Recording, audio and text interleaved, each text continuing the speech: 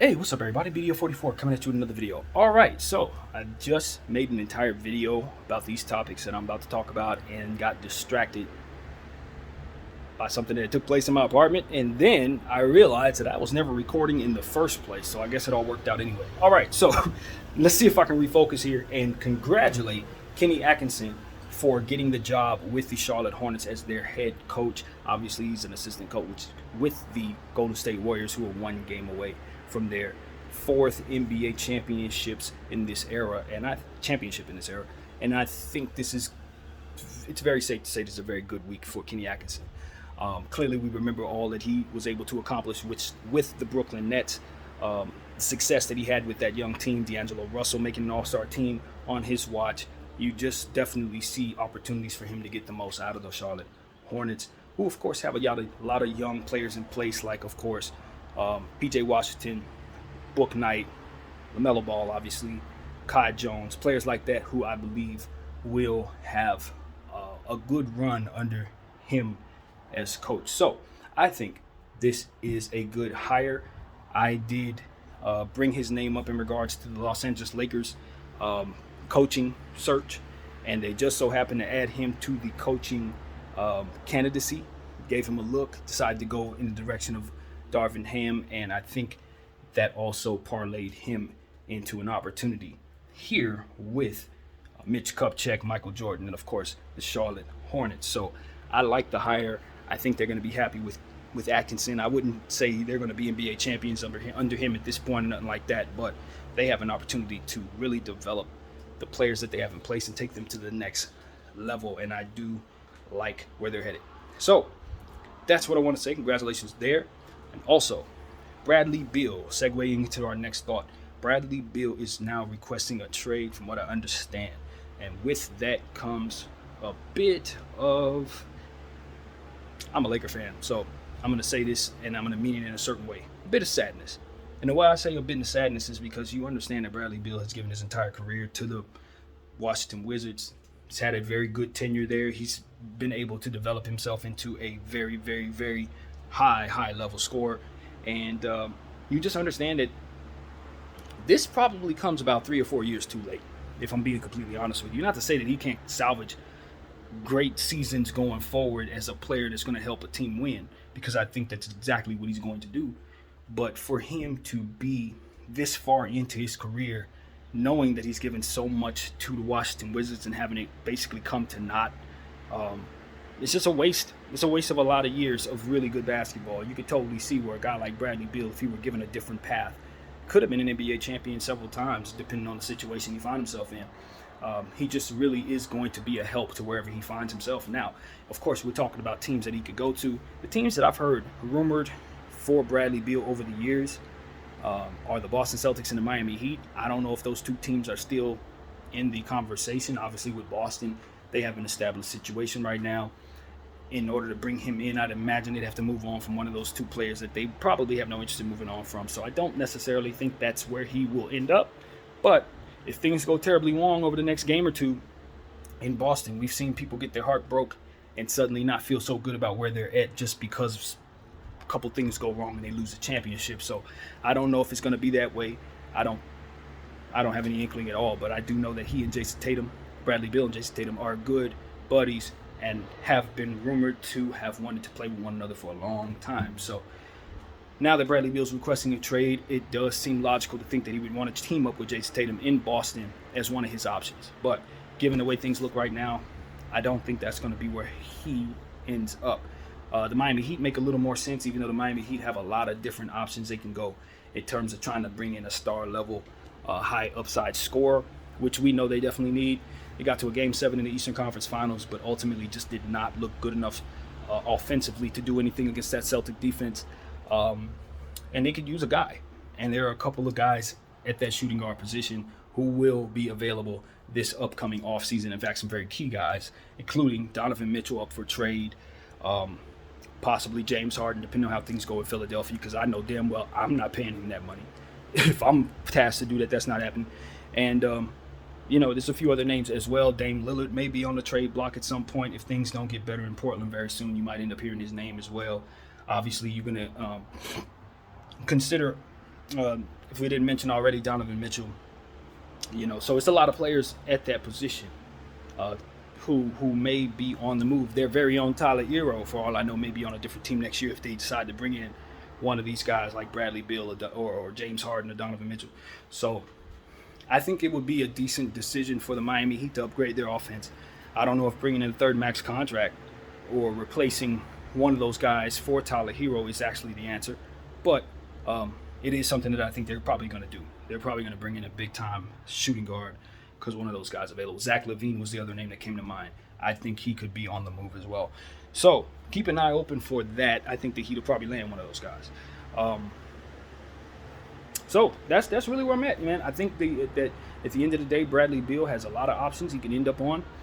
There's certainly the option for any team that wants to facilitate a trade for him to use the Los Angeles Lakers Russell Westbrook $47 million expiring contract to get that done. I think it's a good option for anybody who doesn't have cap space who would like to get in the running for this thing. I think you should give the Lakers a call and see what they're talking about. The Russell Westbrook contract is not Russell Westbrook. It's $47 million being freed up right away. I do encourage all GMs to give it a thought, because I don't know when you're going to see another $47 million being able to be freed up in one spot. I don't know when you're going to see that again. So that is something that I'm always going to lobby for as a Laker fan, but also just because I think a lot of people aren't thinking about it that way.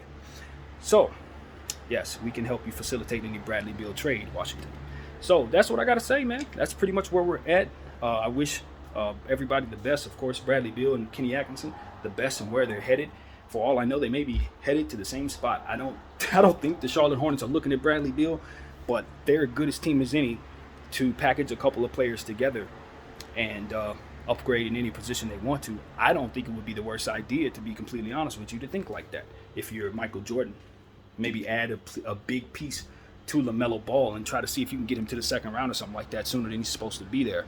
I think that will go a long way, a very long way, in making him want to stay in Charlotte. You let him get a taste of some early success, and he'll feel a lot better about it. So I don't think that would be a bad idea to go, not necessarily all in, but kind of step forward and be proactive if you're Mike and Mitch. Yeah, that's where my head is, man. I like where this is headed in terms of player movement. I think teams understand that they need to get better in terms of their depth. I think teams understand that 3 max contracts may be a bit much to build with, and I think that we're going to see a much better NBA over the next several years because of it. So hopefully this is the beginning of that. Oh, also, one more thing to talk about. I'm glad it came to mind. Landry Fields. Landry Fields is the new GM of the Atlanta Hawks at 33 years of age. Homie is 4 years younger than me and is the general manager of an NBA basketball team. If you don't see that as a success, I have a problem with you. Congratulations to Landry Fields. That's a big deal. Now, whether or not he's going to do the greatest job, I'm inclined not to know a dang thing because I've never known of him to be in the GM ranks. I don't follow GM ranks, so I'm just not the guy to ask. But all in all, this is a big deal because of his age. I remember a guy getting drafted back in New York, played pretty well as a role player for them, did some good things on the defensive end. I know he's been floating around NBA franchises trying to make his way through the back channels, or how do you say that? Through the office ranks or whatever. He's trying to get his way through the NBA, and he's found his way. So it's exciting. I'm curious to know how he did it. That's what I want to know. I'm always curious to know how players transition into real roles in the league, or how a guy turns into a players association president. That's always curious to me. How does that happen? But it's definitely a good thing, and I like it. I like it a lot. I'm curious to know if Landry Fields is going to do what it is I just said in regards to the Charlotte Hornets, because I definitely think the Atlanta Hawks are probably the number one team that needs to do that, to be completely honest with you. Take a few of those pieces that they have and turn them into something a little better condensed. Like if you turn Bogdanovich and DeAndre Hunter into like Bradley Beal or something like that. Not to say that I would necessarily trade DeAndre Hunter ever, I really wouldn't. But just for example, because they can do a few things to make themselves better. Look at a guy like Sharif Cooper, one of the best kept secrets in all of basketball right now. Nobody knows he's really, really good. Not a single soul knows this because the Hawks are using Trae Young, and it's one of those situations where he just literally gets zero playing time.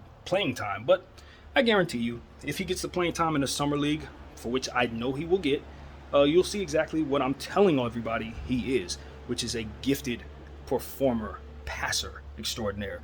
Homie is one of the best passers in basketball, and no one knows who he is. And I keep telling people that. So, Landry Fields, do BDF 44 a favor. Trade Sharife Cooper somewhere. Somewhere where they don't have passing. Boston's a good spot since we know they don't have the passing. The Clippers are a good spot since we know they don't have passing. The Lakers. I would love to have Sharife Cooper here because I am a fan of passing and showmanship, and we're the Lakers and we need showmen. He's a showman.